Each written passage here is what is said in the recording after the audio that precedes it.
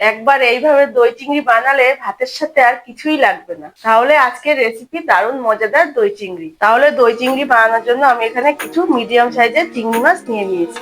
এবার চলো সরাসরি রান্নায় চলে যাই। প্রথমে তাহলে চিংড়ি মাছগুলোকে ভেজে নিই। চিংড়ি মাছগুলোকে এবার আমি লবণ মাখিয়ে নেবো। এটা যেহেতু দই চিংড়ি, এই জন্য এটাতে হলুদ দেওয়া যাবে না, শুধু লবণ আমি মাখিয়ে নেবো চিংড়ি মাছের। কড়াইটা গরম হয়ে গেছে, আমি এখন তেল দিয়ে দেবো। চিংড়ি মাছগুলো আমি এখন ভেজে নেবো।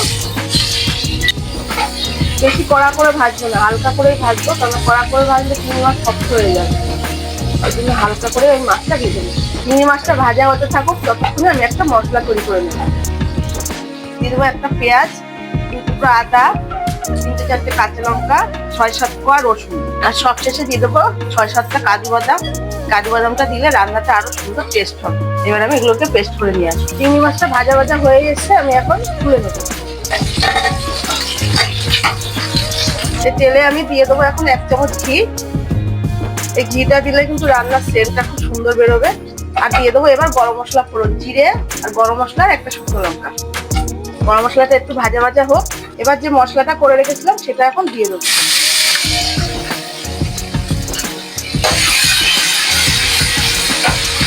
মশলাটা কষানোতে সুন্দর একটা গন্ধ আসছে। এবার আমি মশলার বাটিটা ধুয়ে একটু জল দিয়ে দেবো, যাতে মশলাটা পুড়ে না যায়। মশলাটা কিন্তু অনবরত নাড়তে হবে, যেহেতু কাজু বাদাম আছে তো মশলাটা লেগে যাওয়ার ভয় আছে, ওই জন্য একটু নাড়তে হবে ঘন ঘন। এখনো যারা আমার ভিডিওটিকে লাইক করোনি তারা কিন্তু অবশ্যই একটা লাইক করে দিও। আর ভিডিওটা কিন্তু কেউ স্কিপ করে চলে যাও না, পুরোটা দেখার অনুরোধ থাকলো। দেখতে থাকো।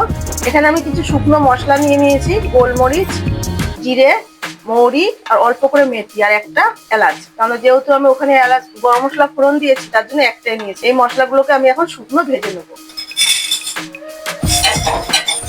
বেশি ভাজবো না, একটু হালকা গন্ধ বেরোলে নামিয়ে নেবো। এই যে মশলাগুলোকে আমি হালকা করে ভেজে নিয়েছি, এখন এগুলো আমি গুঁড়ো করে নেবো। মশলাটা ভাজা ভাজা হয়ে এসছে, এখন আমি এখানে ফেটানো টক দই দিয়ে দেবো। এখানে 1 কাপ পরিমাণে টক দই আছে।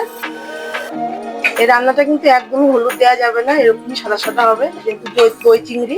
মশলাটা ভালোই কষানো হয়ে গেছে, আমি এখন এখানে দিয়ে দেবো স্বাদ মতো লবণ আর দিয়ে দেবো 1 চামচ চিনি। এই রান্নাটা একটু মিষ্টি মিষ্টি হবে। আর দিয়ে দেবো 4টে চেরা কাঁচা লঙ্কা। এবারে দিয়ে দেবো যে শুকনো মশলাটা আমি করেছিলাম, সেই মশলা 1 চামচ দিয়ে দিলাম। মশলাটা দেওয়াতে এত সুন্দর একটা গন্ধ হচ্ছে বন্ধুরা, বলবো। মশলাটা ভালোই কষে এসছে, আমি এখন মাছগুলো দিয়ে দেবো। মাছগুলো দিয়ে এবার ভালো করে কষিয়ে নেবো।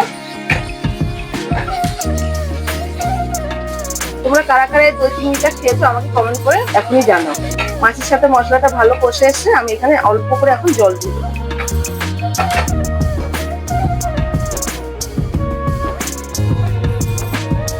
কিছুক্ষণের জন্য একটু ঢাকা দিয়ে রাখি, এটা আস্তে আস্তে ভাতে হোক। ফিরে আসলাম কিছুক্ষণ বাদে, এবার দেখে নেবো দই চিংড়িটা কেমন হলো। দেখো কি সুন্দর হয়েছে, আর রেডিও হয়ে গেছে আমার দই চিংড়ি। এবার আমি এর মধ্যে একটু মশলা দেবো, কিছু মশলা দিয়ে নামিয়ে দেবো। এবার দিয়ে দেবো 1 চামচ গরম মশলা গুঁড়ো, আর দিয়ে দেবো অল্প করে ঘি। যে 1/2 চামচ মতো ঘি দিয়েছি, যেহেতু আগেও রান্নাতে ঘি দেওয়া আছে, আমি 1/2 চামচই দিয়েছি। হয়ে গেছে, আমি এখন নামিয়ে নেবো। তো বন্ধুরা, তৈরি হয়ে গেল গরম গরম মজাদার দই চিংড়ি। তোমরাও তাহলে এইভাবে দই চিংড়ি বাড়িতে বানিয়ে আমাকে কমেন্ট করে জানিও তোমাদের কেমন লাগে। আর ভিডিওটি যদি ভালো লেগে থাকে একটা লাইক, শেয়ার, কমেন্ট করতে ভুলো না। চ্যানেলটিকে সাবস্ক্রাইব করে দিও।